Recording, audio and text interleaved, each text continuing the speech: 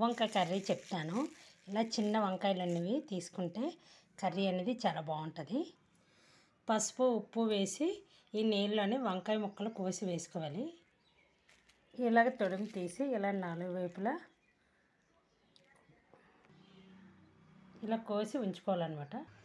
ఇలాగ ఆయిల్ అనేది పెట్టుకొని ఇందులో వంకాయలు కట్ చేసిన వేసి బాగా మగ్గనివ్వాలన్నమాట.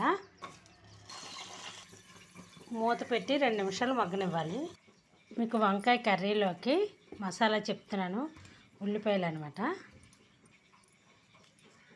ఎండుమిర్చి, పచ్చిమిర్చి, చిన్న ముక్క అల్లం వెల్లుల్లి, కొంచెం నువ్వులు,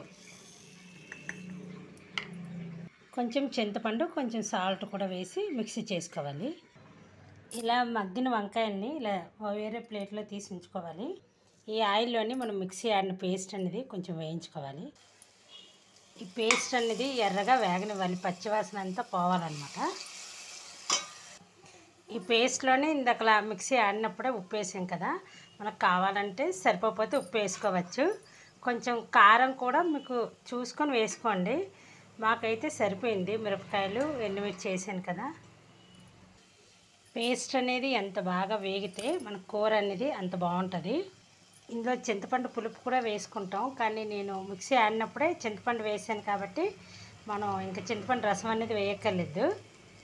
కొంచెం వాటర్ వేసుకొని కలుపుకుంటే సరిపోద్ది.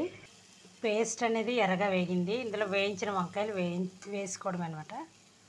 వంకాయలు కూడా వేసాము. పేస్ట్ అనేది వంకాయలకు పట్టేటట్టు 2 నిమిషాలు వేయించి కొంచెం వాటర్ వేసి ఒక 5 నిమిషాలు మూత పెట్టుకుంటే సిమ్లోని ఇలా వాటర్ వేసి 5 నిమిషాలు పెట్టుకోవడం వల్ల ఈ గుజ్జు అనేది అంతా వంకాయలకు పడుతుంది.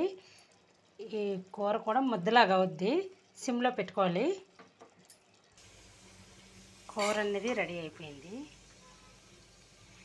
టేస్టీ గుత్తి వంకాయ కర్రీ.